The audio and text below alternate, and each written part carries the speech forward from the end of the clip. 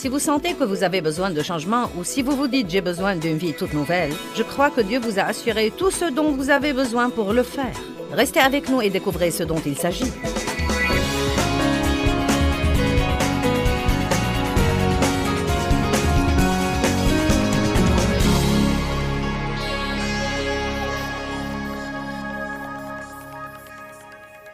Eh bien, le plus grand changement de tous, 2 Corinthiens 5, 17, le plus grand changement. Je crois que le plus grand changement n'est pas nécessairement une guérison miraculeuse, bien que je pense que c'est formidable. Mais je peux sincèrement vous dire que le fait que Dieu change un être humain, qu'il le change vraiment,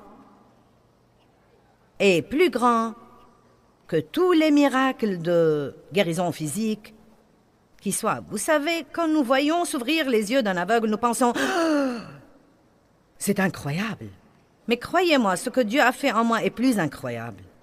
Quand je vois ce que j'étais avant et ce que je suis maintenant, quand je vois le changement dans ma vie, le changement dans ma pensée, le changement dans mon attitude, et quand je me vois transformée d'une femme incapable, râleuse, grincheuse, grognonne, qui allait à l'église tous les dimanches mais n'avait aucun fruit dans sa vie, à une femme totalement différente qui fait maintenant du bien aux autres tous les jours et qui a la possibilité de prêcher l'Évangile, pour moi, c'est un des plus grands miracles. Et je sais que vous avez ce même genre de miracle dans votre vie. Peut-être pas exactement de la même façon, mais le fait que Dieu nous change pour ressembler au Christ, pour être façonné à son image, est en effet un miracle de Dieu.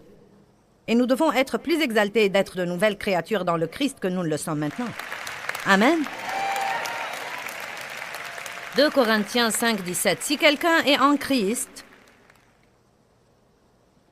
il est une nouvelle créature. Une créature tout à fait nouvelle. J'aime ce mot, tout à fait. Il est une créature tout à fait nouvelle. Les vieilles choses, la vieille condition morale et spirituelle sont passées. Voici, les nouvelles sont venues. Il y a une chose à laquelle je veux que vous prêtiez attention jusqu'à la fin de ce message.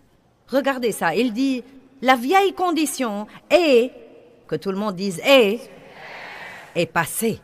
Et la nouvelle est, dites est, venue. Vous voyez, beaucoup de fois, nous passons notre temps à essayer d'avoir quelque chose que nous avons déjà. Nous n'avons pas à demander à Dieu de faire quoi que ce soit, parce qu'il a déjà fait tout ce qui devait être fait, et il attend que nous apprenions à le croire et à nous l'approprier et l'utiliser. Donc, écoutez, votre vieille condition est passée. Votre nouvelle condition est venue. Vous me dites, « Ah bon, pourquoi donc je me comporte mal ?» Eh bien, peut-être que vous ne savez pas ouvrir les cadeaux que Dieu vous a donnés. Peut-être que vous ne lisez jamais les instructions, je ne sais pas.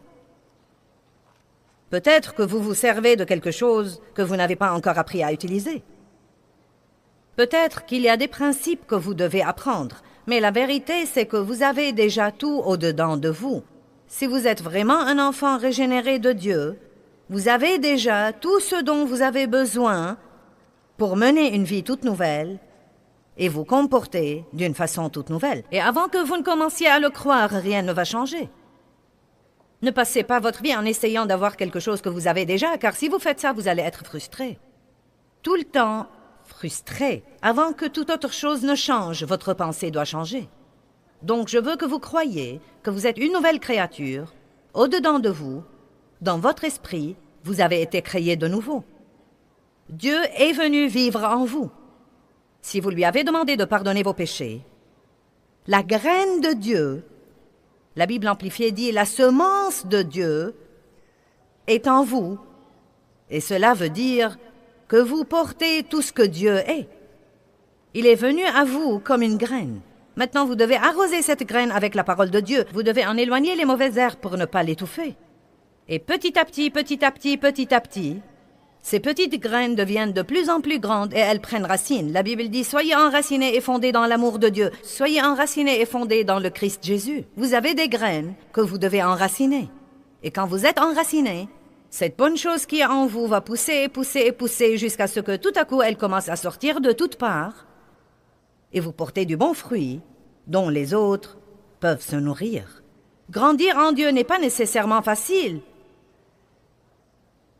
Mais c'est ce que nous sommes appelés à faire. Éphésiens 1, 3.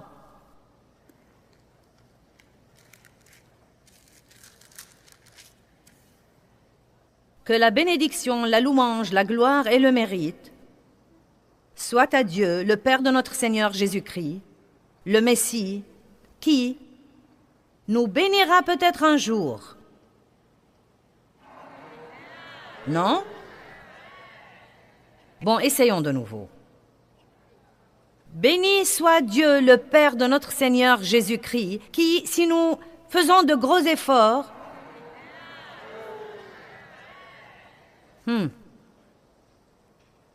Bien, encore une fois. Béni soit Dieu, le Père de notre Seigneur Jésus-Christ, qui nous a bénis. Vous ne devez donc pas prier « Dieu, bénis-moi ». Vous devez dire « Merci Dieu de m'avoir béni. Je suis béni ». Vous savez ce dont nous avons besoin plus que toute autre chose, et comprenez ça. C'est de savoir qui nous sommes en Christ. Attendez, et tout ce qui nous a été donné comme héritage par la mort et la résurrection de Jésus. Nous sommes co-héritiers de Christ. Ça veut dire que tout ce qu'il a du Père, nous y prenons part. Il est toujours en nous et nous sommes en lui. C'est le miracle qui se produit à la régénération. Dieu vient purifier et sanctifier votre esprit et il envoie son Saint-Esprit pour vivre au-dedans de vous. Et légalement et de par votre position, vous êtes placés en Christ. Maintenant, bien que vous soyez toujours ici les pieds sur terre, il y a une partie de vous qui est en ce moment assise dans le ciel en Jésus-Christ. Vous voyez cette terminologie partout dans la Bible. En Christ, en Christ, en Christ, en Christ, en Christ. Et donc, il y a différentes choses qui se produisent ici. Vous êtes un être tripartite. Vous êtes un esprit, vous avez une âme, vous vivez dans un corps. Spirituellement, vous avez ce dont vous avez besoin. Et vous devez laisser la partie esprit de votre personne devenir plus forte que la partie âme ou la partie corps. Et puis, peu de temps après, vous apprendrez à vivre à l'inverse. Et c'est exactement ce que nous devons faire. Le monde est dans l'erreur et nous avons la vérité. Nous devons vivre à l'inverse. Avant qu'Adam n'ait péché, il marchait totalement dans l'esprit. Il voyait tout du point de vue de Dieu. Il avait une telle créativité, c'était incroyable. Croyez-vous que c'est un travail simple de nommer tous les animaux? Allez maintenant. Non mais ça m'aurait sûrement pris toute une vie. J'aurais été à court d'idées au bout d'1 ou de 2 heures. C'est incroyable la créativité qu'il avait, la puissance qu'il avait. Il vivait vraiment comme il faut. Son homme spirituel avait l'ascendant. Mais quand il a péché, il est mort spirituellement. Il n'avait plus cette relation avec Dieu. Et désormais, son âme et son corps ont commencé à mener. Et nous le savons, car la première chose qui est arrivée, c'est qu'il a commencé à vivre dans la crainte et il a commencé à se défendre. Il a commencé à essayer de se couvrir et de répondre à ses besoins. Il n'avait plus cette relation avec Dieu. Dieu nous a tellement aimés qu'il a immédiatement proposé un plan de rédemption.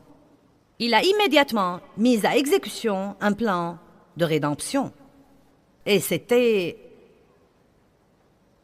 d'envoyer son Fils unique dans un corps humain pour qu'il prenne sur lui tous nos péchés et assurer, une fois pour toutes, aux enfants de Dieu un moyen d'avoir toujours une relation étroite et intime avec lui. Mais ceci est par le Christ. Satan ne peut empêcher aucun d'aller au ciel à moins que la personne ne veuille aller en enfer. Il n'y a personne qui ne puisse être sauvé s'il connaît l'évangile de Jésus-Christ. La porte a été ouverte pour tous les hommes, toutes les femmes, tous les enfants et toutes les générations pour connaître Dieu et le connaître personnellement. Pas besoin d'entrer par l'intermédiaire d'un prêtre ou d'un pasteur, par l'intermédiaire de maman ou papa. Vous pouvez avoir votre propre relation avec Dieu. Vous n'avez pas besoin d'une relation de seconde main avec Dieu. Vous devez avoir votre propre relation avec Dieu. Vous pouvez entendre Dieu. Vous pouvez être mené par le Saint-Esprit. Avant de sortir d'ici, si vous n'êtes pas exalté vis-à-vis de vous-même, personne ne peut vous aider. Vous devez savoir qui vous êtes. Vous devez savoir ce que vous avez. Ce que vous avez en ce moment. Vous êtes béni. Vous êtes une nouvelle créature. Toutes les vieilles choses sont passées. Toutes les choses sont devenues toutes nouvelles. Vous êtes mort au péché. Vous dites, je parle de votre partie spirituelle. Honorez votre partie spirituelle plus que vous n'honorez vos pensées, vos sentiments et votre volonté. Voilà ce que dit votre âme. Eh bien, je sens. Joyce a dit que j'étais bénie, mais je ne me sens sûrement pas bénie. Quand je regarde ma vie, ça n'a pas l'air d'être béni. Je ne pense pas que je suis béni. Suis-je béni? Non. D'une manière ou d'une autre, je suis exclu. Non. Nous devons apprendre à croire ce que Dieu dit plus que ce que nous ressentons.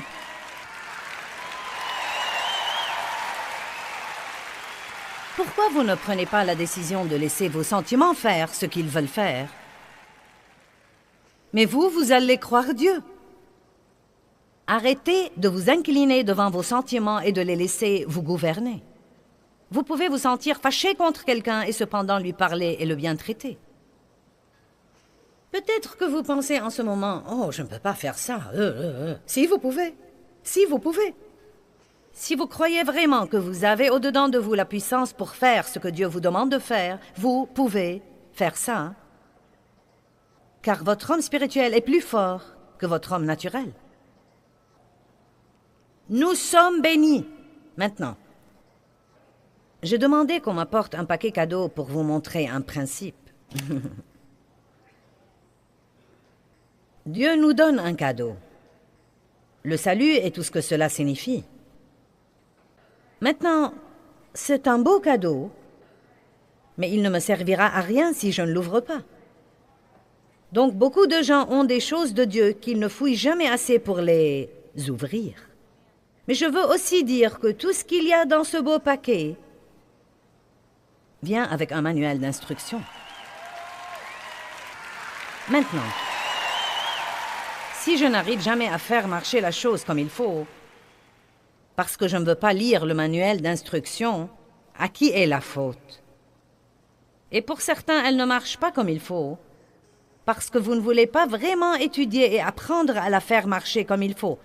Je comprends à propos des manuels d'instruction, car je ne les aime pas. J'aime celui-ci, mais... Non, mais j'ai des trucs dans ma voiture dont je n'ai pas pu me servir depuis que j'ai la voiture.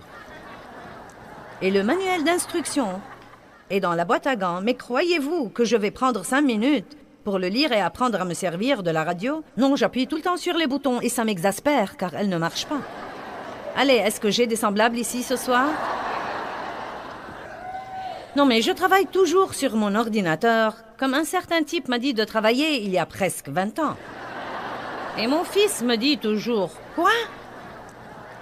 Que fais-tu, maman? Tu transfères toujours tes livres et tes documents sur des disquettes?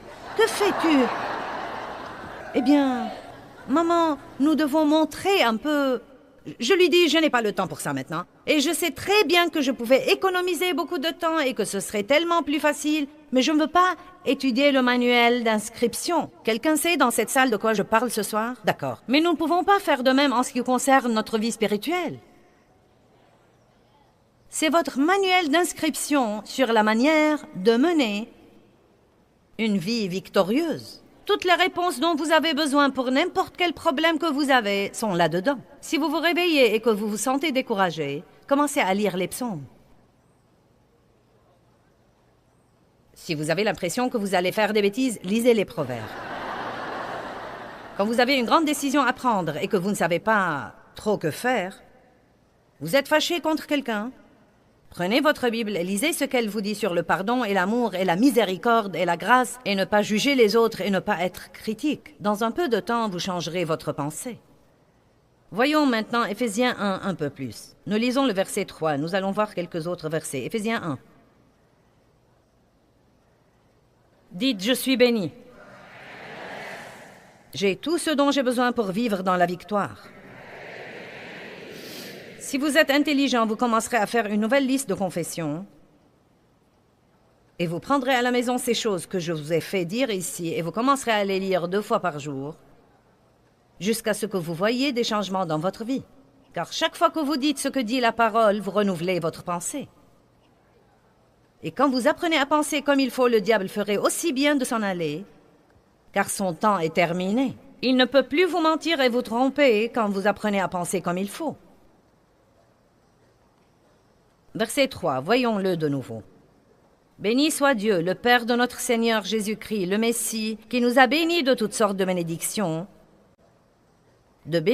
spirituelles données par le Saint-Esprit dans les lieux célestes en Christ. Toutes sortes de bénédictions dans les lieux célestes nous ont été données. En Christ. Maintenant, selon que, dans son amour, il nous a choisis. En fait, il nous a élus pour lui-même, comme les siens, en Christ. Vous voyez, il ne nous choisit pas parce que nous méritons d'être choisis. Il ne nous choisit pas parce que nous sommes justes et bons et nous sommes faciles à vivre. Il nous choisit parce que nous croyons en Jésus-Christ.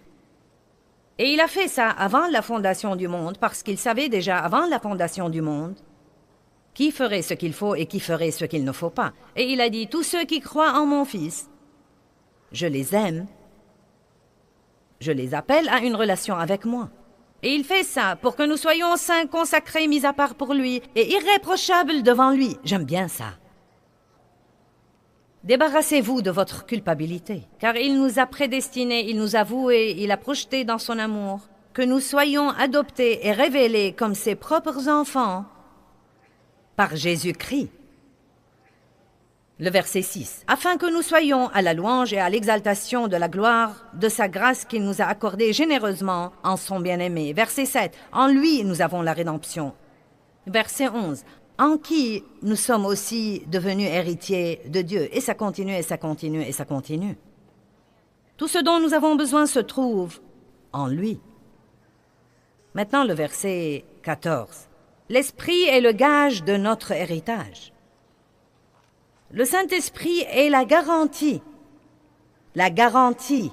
Combien d'entre vous, quand vous allez acheter quelque chose, surtout une nouvelle voiture ou une machine à laver ou quelque chose comme ça, vous voulez tout savoir sur la garantie? Eh bien, Dieu nous a donné une garantie aussi. Je vous donne ce cadeau, je vous donne ce manuel d'instruction et je vous donne la garantie que tout va marcher comme il faut et qu'à la fin, tout va bien se passer. Mais nous devons savoir comment laisser le Saint-Esprit nous aider. Jésus a dit, je m'en vais, il vous est avantageux que je m'en aille, car je vous enverrai mon esprit pour demeurer en vous. Il a été avec nous et maintenant il va être en nous. Et pourquoi est-il en nous? Parce que lui seul peut extérioriser ce qui est au-dedans de nous pour en jouir et réjouir tous les autres aussi. Si vous luttez pour essayer de vous changer, sachez que vous perdez votre temps, car sans lui, vous ne pouvez rien faire. Ce n'est ni par la puissance, ni par la force, mais c'est par mon esprit, dit le Seigneur. Maintenant, 2 Corinthiens 5, 20. Dave, veux-tu monter ici? Oui, Dave va m'aider. Vous aimez tous regarder Dave parce qu'il est beau, je le sais. Maintenant, si vous ne comprenez pas 2 Corinthiens chapitre 5, 21, je vais d'abord lire le verset 20. Si vous ne comprenez pas, ne viens pas avant que je t'appelle. Si vous ne comprenez pas 2 Corinthiens 5, 21, vous allez toujours être un gâchis. Fin de la conversation. Écoutez, verset 20. Nous sommes donc ambassadeurs pour Christ, Dieu exhortant par notre moyen, pour ainsi dire, comme représentant ou ambassadeur personnel de Christ, bonté divine. Nous vous supplions pour Christ, maintenant le voilà, de tenir ferme. Vous voyez, il dit, je vous ai donné tout ce dont vous avez besoin. Maintenant, je vous supplie de le tenir ferme. Découvrez-le. Découvrez comment vous en servir. Découvrez la garantie. Ne laissez rien passer de ce que je vous ai donné. Une dame adorable. En fait, Caroline Barnett de LA Dream Center, beaucoup d'entre vous vont là-bas, m'a laissé un beau cadeau dans les coulisses. On m'a dit, tiens, un cadeau dans les coulisses. Je n'ai pas perdu de temps pour aller l'ouvrir. Pas question de venir ici avant de voir ce qu'il y avait dans le paquet. J'ai sorti le paquet, je l'ai ouvert, et il y avait une belle Bible, avec une grande croix en or sur la couverture. C'est vraiment beau, merci. Merci beaucoup. Mais vous voyez, si je suis si agressive pour ouvrir un cadeau naturel, pourquoi ne serais-je pas aussi agressive pour ouvrir les cadeaux que Dieu m'a donnés? Laissez-moi vous dire une chose. Si je m'approchais de n'importe qui d'entre vous et si je lui disais « Tiens, j'ai un cadeau pour toi », vous commenceriez à ouvrir ce truc pendant que j'essaye de vous prêcher. Vous n'attendriez pas de rentrer chez vous pour l'ouvrir et le voir. Vous l'ouvririez. Et si c'est quelque chose que vous ne savez pas utiliser, vous apprendriez à l'utiliser. Nous devons faire la même chose avec le Christ. Il dit « Je vous supplie de tenir ferme à la faveur divine qui vous est offerte et soyez réconciliés avec Dieu. » J'aime ce verset. Pour nous, il a pratiquement fait devenir péché le Christ qui n'a point connu le péché afin qu'en lui et par lui nous devenions dotés de, considérés comme étant un et des exemples de la justice de Dieu, de ce que nous devrions être acceptés et acceptables et en bonne relation avec lui par sa bonté. C'est aussi simple que ça. Jésus a pris votre péché et il vous a donné sa justice. Il vous a donné sa légitimité, sa justice devant Dieu. J'avais toute ma vie un disque qui jouait dans ma tête. Qu'est-ce qui ne va pas chez moi? Qu'est-ce qui ne va pas chez moi? Qu'est-ce qui ne va pas chez moi? Qu'est-ce qui ne va pas chez moi? Pourquoi ne suis-je pas comme les autres personnes? Pourquoi mon père a abusé de moi? Qu'est-ce qui ne va pas chez moi? Qu'est-ce qui ne va pas chez moi? Qu'est-ce qui ne va pas chez moi?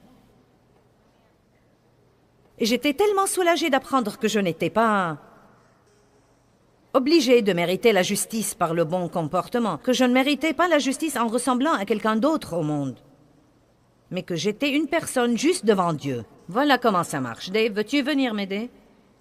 Dave doit jouer Dieu. Viens ici. Maintenant, voilà comment c'est. Vous voyez? C'est la sainteté de Dieu, cette robe blanche. Et donc, Dieu prend volonté ce que j'ai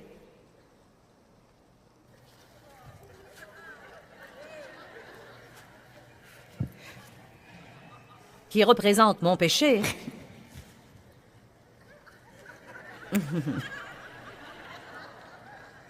et quand je viens à Christ, il me dit « Eh bien, Joyce, donne-moi ce vieux gâchis que tu as, hein. Je m'en occuperai. Mais je vais te donner ma justice. » Il me la donne, tout simplement. Attends une seconde. Hé, attendez! Dave, viens ici!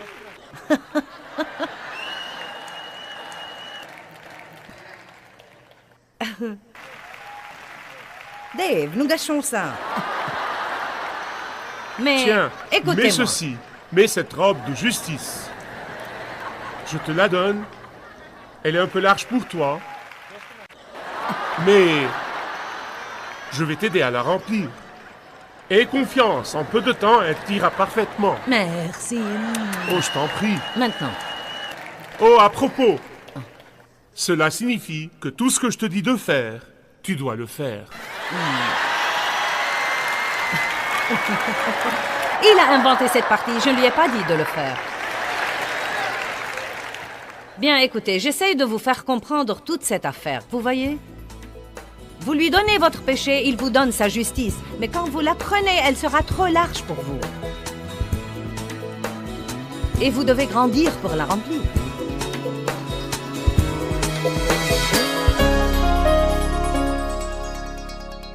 Est-ce que vous vivez d'après ce que Dieu dit de vous dans sa parole ou d'après vos sentiments? Romains chapitre 8, verset 8 dit « Marchez selon l'esprit et vous n'accomplirez pas les désirs de la chair. » C'est les sentiments. Nous pouvons avoir un sentiment, mais nous ne devons pas nous incliner devant lui et le laisser gouverner nos vies.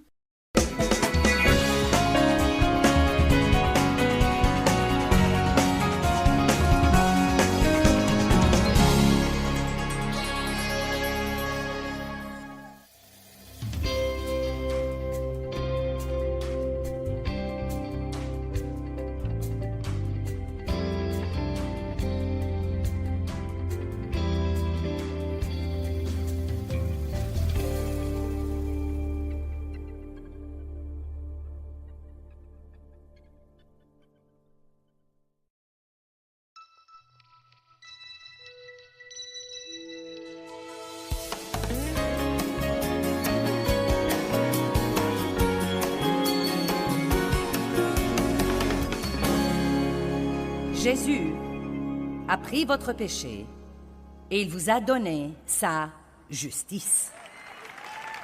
Il vous a donné sa justice, sa condition juste devant Dieu. J'avais toute ma vie un disque qui passait dans ma tête. Qu'est-ce qui ne va pas chez moi? Qu'est-ce qui ne va pas chez moi? Qu'est-ce qui ne va pas chez moi? Qu'est-ce qui ne va pas chez moi? Je me disais, pourquoi je ne suis pas comme les autres? Pourquoi mon père a-t-il abusé de moi? Qu'est-ce qui ne va pas chez moi? Qu'est-ce qui ne va pas chez moi? Qu'est-ce qui ne va pas chez moi? Et j'étais tellement soulagée d'apprendre que je ne devais pas mériter la justice par le bon comportement, que je ne mérite pas la justice en étant comme quelqu'un d'autre dans le monde, mais que je reçois la condition juste devant Dieu. Maintenant, voilà comment ça marche. Dave, veux-tu venir m'aider? Dave va jouer Dieu. Viens ici. Maintenant, voilà comment ça marche. Vous voyez? Cette robe blanche est la sainteté de Dieu. Et donc, il prend ce que j'ai,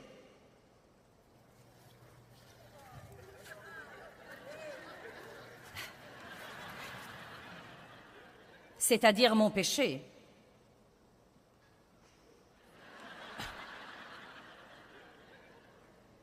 et quand je viens à Christ, il me dit, Joyce, donne-moi ce vieux gâchis que tu as.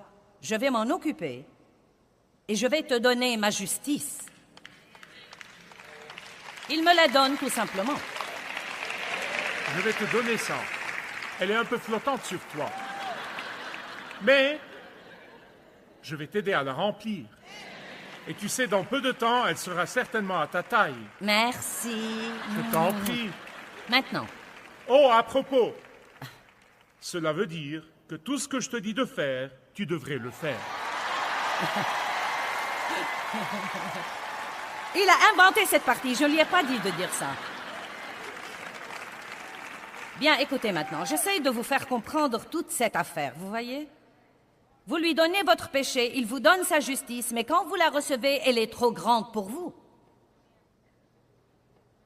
Et vous devez grandir pour la revêtir. Dieu vous a donné une nouvelle nature, vous devez grandir pour la revêtir. Il vous a donné sa sainteté, vous devez grandir pour la revêtir. Il vous a donné sa justice, vous devez grandir pour la revêtir. Le Seigneur vous change. Comment? De gloire en gloire, petit à petit, jour après jour. Dès que vous recevez Christ comme votre sauveur, vous commencez un voyage. Tu as laissé mon péché ici. Ce n'est pas grave, je vais le réutiliser plus tard pour quelque chose d'autre. Nous allons le remettre là-haut. Maintenant, vous avez tout ce dont vous avez besoin au-dedans de vous et vous êtes en train de grandir pour le revêtir. Maintenant, je veux vous dire quelque chose que Dieu m'a montré dernièrement et je crois, et j'espère et je prie que ça peut vous aider. Je crois qu'une des raisons pour lesquelles les gens se découragent est qu'ils ne prennent pas assez de temps pour célébrer leur victoire.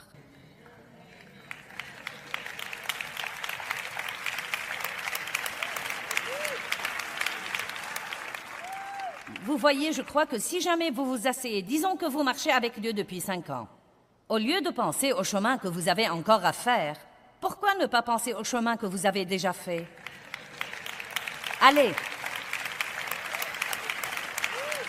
Et ensuite, pourquoi vous ne prenez pas un jour pour dire, tu sais quoi Dieu, aujourd'hui je vais célébrer mes progrès. Non mais c'est un jour de célébration pour moi. Vous savez ce que j'ai finalement compris? Les Israélites étaient des fêtards. Non mais ils faisaient des fêtes chaque fois qu'ils se retournaient.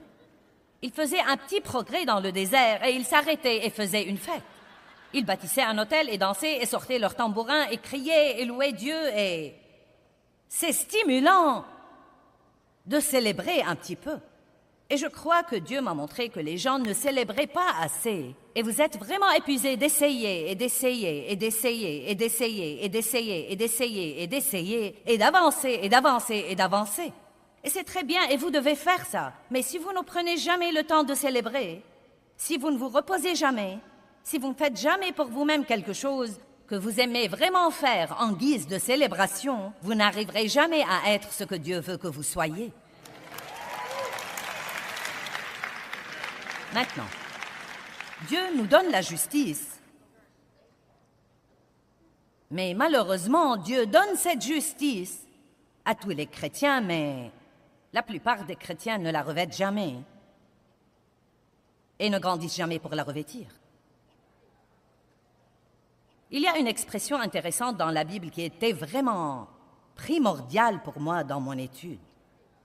La Bible dit dans plusieurs endroits « revêtez-vous », puis dit dans plusieurs autres endroits « dépouillez-vous ». Revêtez la nouvelle nature, revêtez l'homme nouveau, dépouillez-vous du vieil homme. Revêtez-vous de Jésus-Christ. Quand vous entendez le mot « revêtez-vous », c'est quelque chose que vous devez faire exprès. Vous devez aller au-delà de ce que vous pensez, voulez et ressentez, vers ce que dit la parole, et vous le faites. La Bible dit « revêtez-vous de l'amour ». Vous savez ce que cela veut dire? Cela veut dire que je me lève tous les jours et que je décide de marcher dans l'amour envers les autres, que je vais être bon envers les autres, peu importe ce que je ressens, peu importe si je crois qu'ils le méritent ou pas, peu importe si je veux ça ou pas, peu importe ce que je pense, je revêts l'amour.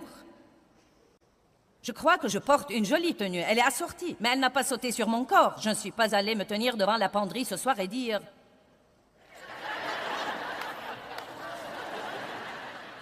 Je l'ai revêtue et je l'ai revêtue avec soin.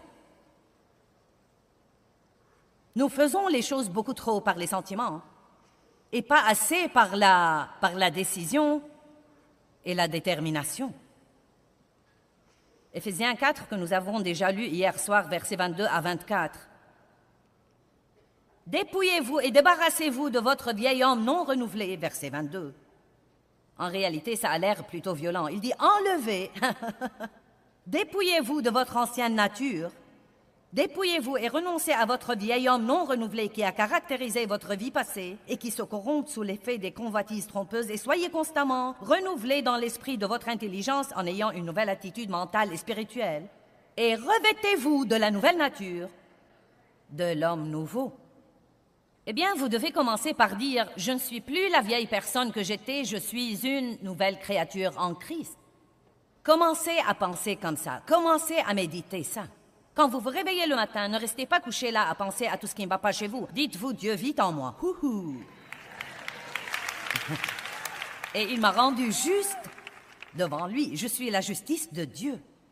Toutes les bénédictions que le ciel a à offrir et dont je ne pourrai jamais avoir besoin m'ont déjà été données. Je suis béni. Si vous commencez à savoir qui vous êtes et à penser de la façon dont Dieu veut que vous pensiez, forcément, votre vie suivra, car comme vous savez, là où la pensée va, l'homme suivra. Comme un homme pense dans son cœur, tel il est, et c'est comme ça qu'il deviendra. Tout ce que vous devez faire, c'est de croire ce que vous avez déjà. Renouvelez votre pensée en conséquence et sachez qui vous êtes en Christ, et l'important est fait. Et nous allons apprendre à faire ça aussi. Combien d'entre vous reconnaissent que parfois nous passons toute notre vie chrétienne à essayer d'avoir quelque chose que nous avons déjà? C'est plutôt comme nous voyons que nous l'avons, mais nous ne sentons pas que nous l'avons, et donc nous attendons de le sentir. Le fait que vous écoutez tellement vos sentiments est désolant, et il faut vraiment longtemps pour arriver au point où vous ne les laissez plus vous dominer. Mais vous devez vraiment prendre la décision ce soir que vous avez des sentiments, mais que vous n'êtes pas vos sentiments. Amen? Vous n'êtes pas vos sentiments. Vous avez des sentiments, mais ne les laissez pas vous dominer. Vous avez des sentiments, vous aurez toujours des sentiments, mais vous pouvez gérer vos sentiments. Vous ne devez pas les laisser vous gérer. Peu importe, eh bien, je sens que je suis un grand gâchis. Eh bien, quel dommage, vous êtes la justice de Dieu en Christ. Levez-vous et revêtez-la. Vous n'allez pas revêtir quelque chose que vous ignorez que vous avez. Maintenant, je n'ai pas le temps pour parler de tout ça, mais voici certaines des choses que la Bible dit de revêtir. Revêtez le Christ Jésus, Galates chapitre 3, verset 27. Revêtez la nouvelle nature, nous avons lu ça. Éphésiens 6, revêtez l'armure de Dieu. Chaussez vos pieds de paix. Revêtez la cuirasse de la justice. Portez le casque du salut. Tirez l'épée de l'esprit de son fourreau et commencez à la brandir contre l'ennemi. Ne vous contentez pas de la voir, mais utilisez-la. Utilisez-la. Quand le diable vous tourmente et vous dit que vous êtes nul, sortez-la et lisez-lui « Je suis la justice de Dieu en Christ. J'ai été mise à part et sanctifiée par le sang de l'agneau. Toute arme forgée contre moi sera sans effet. Toute langue qui s'élèvera en justice contre moi, je la condamnerai. Il n'y a rien de plus dangereux que le royaume des ténèbres qu'un croyant qui a dans sa bouche la parole de Dieu. Vous m'avez entendu? Je vais répéter. Il n'y a rien de plus dangereux pour le royaume des ténèbres qu'un croyant qui a dans sa bouche la parole de Dieu. Vous savez, notre bouche nous crée tellement d'ennuis que c'est absolument révoltant. Je sens que personne ne m'aime. J'en ai assez de ne jamais avoir d'argent. Je n'aurai jamais rien. Chaque fois que j'ai un peu d'argent, le diable me le prend.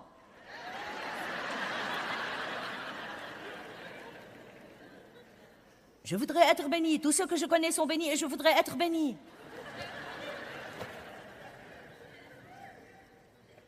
Nous devons nous dépouiller du vieil homme, revêtir l'homme nouveau. Quand vous recevez le Saint-Esprit, vous êtes transformé en un autre homme ou femme, une créature complètement nouvelle. Mais vous recevrez une puissance, le Saint-Esprit survenant sur vous, et vous serez mes témoins. Non seulement une puissance pour faire quelque chose, mais encore pour être quelqu'un. Une puissance pour être des témoins. Une puissance pour sortir dans le monde et se comporter comme Christ. Non seulement pour aller à l'église le dimanche et se comporter comme tous les autres le reste de la semaine. La Bible dit que quand Saul a été honoré par Dieu pour être le roi, l'Esprit est venu sur lui et il a été transformé en un autre homme. J'aime ça. Vous avez besoin d'un nouveau commencement? Vous avez besoin de Christ. J'ai reçu cette lettre dernièrement. Et je crois vraiment que beaucoup de gens dans le monde sont comme ça. Une fille a écrit et a dit « Je crois que Dieu m'a demandé de faire quelque chose de difficile. Maintenant, écoutez ça. Mais je ne sens pas qu'il m'a donné la force pour le faire. Que devrais-je faire? Devrais-je juste le faire en croyant que j'ai ce dont... »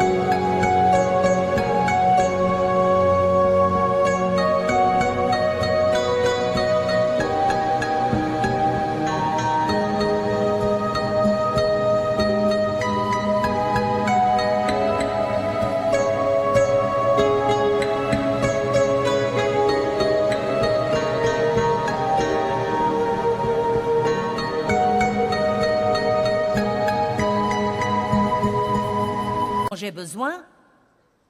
Ou devrais-je continuer à attendre jusqu'à ce que je sente que j'ai la force de le faire? Combien d'entre vous savent répondre à ça? Vous savez quoi? Pourquoi ne l'a-t-elle pas senti? Parce que Dieu ne veut pas que nous opérions par les sentiments. Vous ne voudriez même pas savoir ce que je ressens entre ces réunions.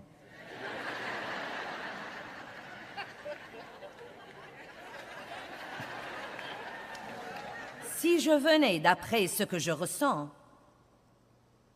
je ne serais pas beaucoup ici. Mais je vais dire ceci. Je ne suis jamais, même pas une fois, venue ici et Dieu m'a délaissée. Je n'ai jamais attendu de le ressentir, car ce dont j'ai besoin est en moi. Maintenant, laissez-moi vous dire quelque chose. Vous savez quand les os se divisent? Quand vous y mettez le pied. Vous savez ce que signifie l'expression « y mettre le pied » ? Ça veut dire que vous y êtes tellement que vous ne pouvez plus en sortir.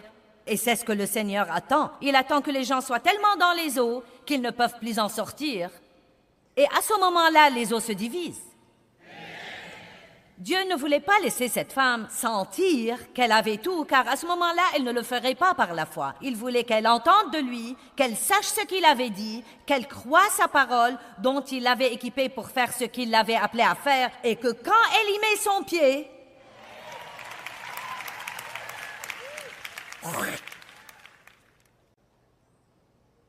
eh bien, la plupart du temps, quand je crois que je sais ce que je vais dire, je ne dis pas ce que j'ai pensé. Mais j'y mets mon pied. Allez, quand vous mettez votre pied dans les eaux se divisent. Arrêtez de vous demander ce que vous ressentez. Ne laissez pas vos sentiments voter. Pourquoi ne pas parler un peu avec votre âme ce soir et lui dire « Bien, mon âme, nous avons un nouvel accord. Tu peux penser à ce que tu veux, mais je ne te prêterai pas attention. Tu peux ressentir ce que tu veux, mais je ne te prêterai pas attention non plus. Et je me fiche pas mal de ce que tu veux, car nous allons faire ce que Dieu dit dorénavant. » Hey!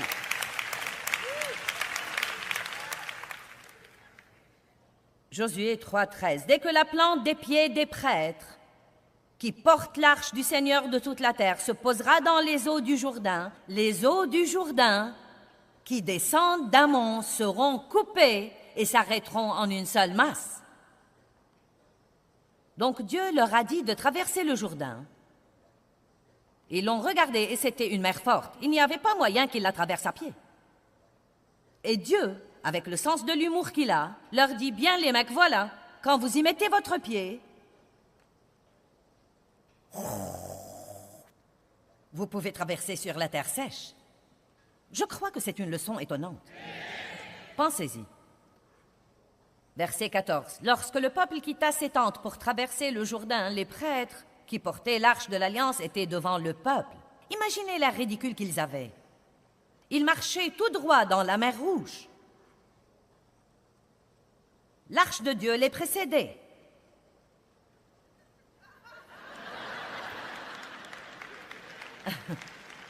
Je crois que les gens ont pensé qu'ils étaient dingues, et probablement la plupart d'entre eux l'ont pensé.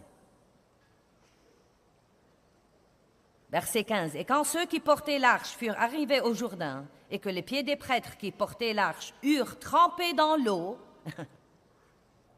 les eaux du Jourdain se séparèrent, et le peuple traversa sur la terre sèche. Certains n'expérimentent jamais la plénitude de leur destinée parce qu'ils attendent que leurs sentiments leur donnent le courage plutôt que d'agir sur la parole. Et vous pouvez agir sur cette parole que Dieu a pour vous, mais il y aura aussi des choses que Dieu vous mettra dans le cœur. Certains d'entre vous sont en ce moment dans un gâchis horrible parce que vous êtes dans des relations d'amour, des relations d'amitié, et vous savez au tréfonds de votre être qu'elles empoisonnent votre vie et vous empêchent de grandir en Dieu. Mais vous ne voulez pas vous en éloigner parce que vous ressentez, vous pensez, vous voulez, vous pensez, vous ressentez, vous pensez, vous voulez, vous ressentez, vous pensez, vous voulez, vous pensez. Si seulement nous finissions par obéir à Dieu, Luc 5.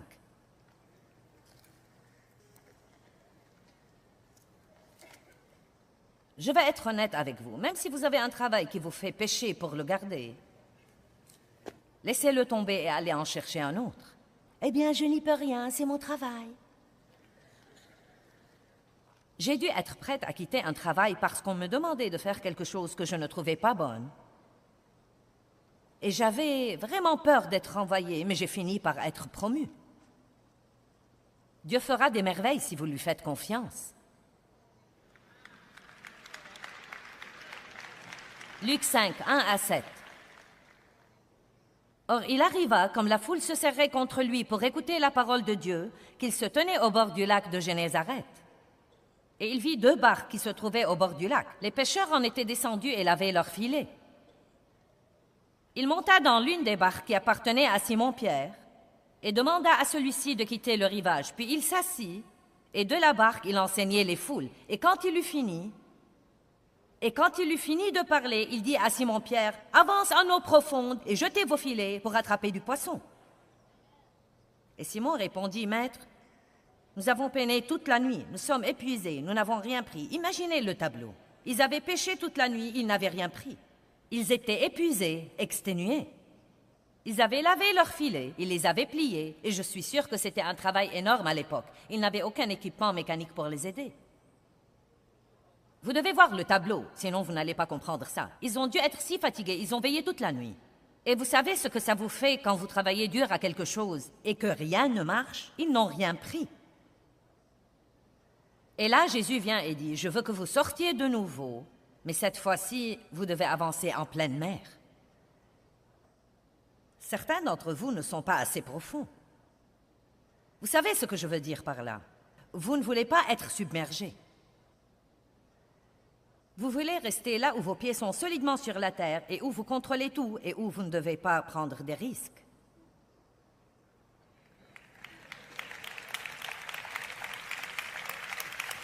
Amen.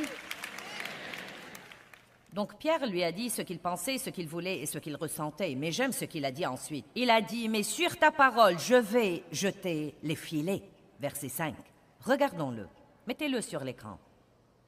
Écoutez, et sur la base de ta parole, je vais jeter les filets de nouveau. Je vais faire ça. Je ne le veux pas. Je n'en ai pas envie, je ne crois pas que ça va marcher, mais je ferai ce que tu m'as demandé de faire. Allez, je vais faire ça.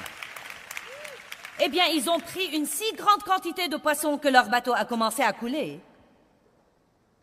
Et ils ont dû appeler tous leurs partenaires qui pêchaient là aussi, et ils ont rempli toutes leurs barques au point où toutes leurs barques ont commencé à s'enfoncer. Savez-vous pourquoi j'ai une plénitude de Dieu dans ma vie et un débordement que je peux partager avec vous? Parce que je suis submergée. Et vous n'avez pas idée à quel point je suis submergée. Mais ce qui est bien, c'est qu'une fois que vous êtes submergé, peu importe à quelle profondeur vous allez. Allez maintenant. Vous devez arrêter d'essayer de vous occuper de vous-même et commencer à obéir à Dieu. Non, mais je regarde autour de moi et je pense, comment est-ce que nous faisons ce que nous faisons? Comment le faisons-nous? Je ne sais pas. Je ne veux pas que ça ait l'air ridicule, mais je ne sais pas trop au sujet de ce que je fais.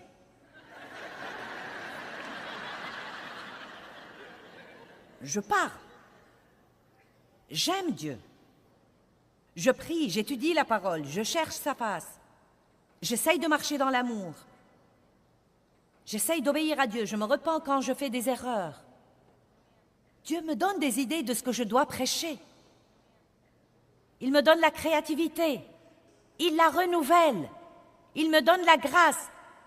Les gens apprennent quelque chose. Je ne sais pas. Bonté divine. Christ en vous, l'espérance de la gloire. Vous voyez, nous avons besoin de savoir qui nous sommes réellement. Nous sommes les enfants de Dieu.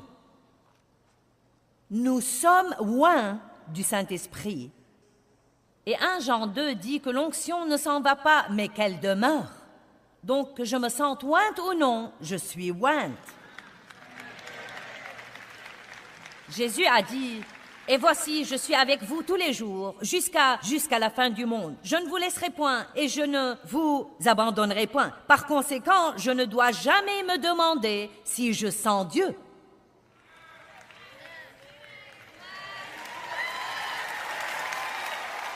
Il a dit, « Quand vous priez, selon ma parole, en mon nom, je vous écouterai et je vous exaucerai. » Je ne dois donc jamais dire, « Eh bien, je prie, mais je ne sais pas si Dieu m'écoute. » Nous sommes la justice de Dieu en Christ. Chaque fois que le diable me dit que je suis nul, je peux lui dire, « Tu es un menteur. » Nous avons la pensée de Christ. Donc, chaque fois que le diable essaye de nous dire que nous sommes stupides, nous pouvons lui dire, « Faux, j'ai la pensée de Christ. » Quel que soit le nombre de personnes qui vous ont dit que vous êtes idiot, stupide et vous n'êtes pas intelligent, vous devez continuer à dire « J'ai la pensée de Christ, j'ai la pensée de Christ, j'ai la pensée de Christ ». Oh, c'est si beau, et je n'ai vraiment pas le temps de le prêcher, mais nous ne devons absolument pas nous comparer aux autres personnes. Parce que la Bible dit dans Galates et dans Éphésiens que dans le Christ, il n'y a plus de distinction entre nous. Il n'y a plus ni juif, ni grec, ni homme, ni femme, ni esclave, ni libre. Nous sommes tous un en Christ. En d'autres termes, tout ce que nous avons comme avantage, c'est ce que nous sommes en Christ, et tout ce que nous n'avons pas, il s'en occupe. Donc il n'y a plus de distinction, il n'y a plus de classe. Le président de l'entreprise est pareil et n'est pas meilleur aux yeux de Dieu que le type qui nettoie les toilettes. Nous ne devons donc pas nous efforcer d'être quelque chose que nous ne sommes pas et nous débrouiller pour avoir une position que nous n'avons pas la grâce de remplir. Nous pouvons être heureux en nettoyant les toilettes si c'est ce que Dieu nous a appelés à faire. Je ne supporte pas quand on dit « je suis juste une femme d'intérieur ». Je suis juste une mère au foyer. Vous n'êtes pas juste quelque chose, vous êtes un enfant de Dieu. La justice de Dieu en Christ. Vous êtes loin du Saint-Esprit. Vous avez des dons et des talents et des capacités. Dieu vous aime vraiment. Il vit en vous. Il a un plan pour votre vie. Vous êtes une nouvelle créature en Christ. Les choses anciennes sont...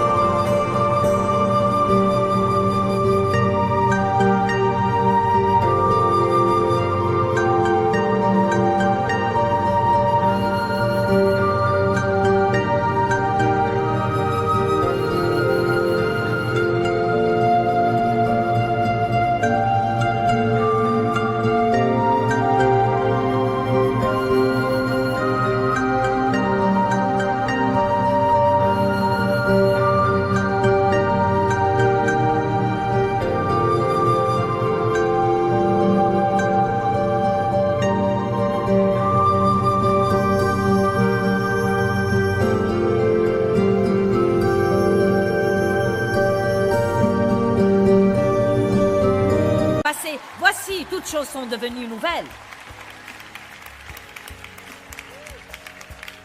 Et vous devez célébrer. Est-ce que vous vivez d'après ce que dit Dieu dans sa parole à votre sujet ou d'après vos sentiments? Romains 8:8 dit de marcher dans l'esprit et de ne pas accomplir les désirs de la chair. Vous savez, nous avons tous des sentiments, mais nous ne devons pas nous soumettre à nos sentiments et les laisser régner sur nos vies. Les paroles qui sortent de notre bouche peuvent avoir un grand effet sur tous les autres aspects de nos vies.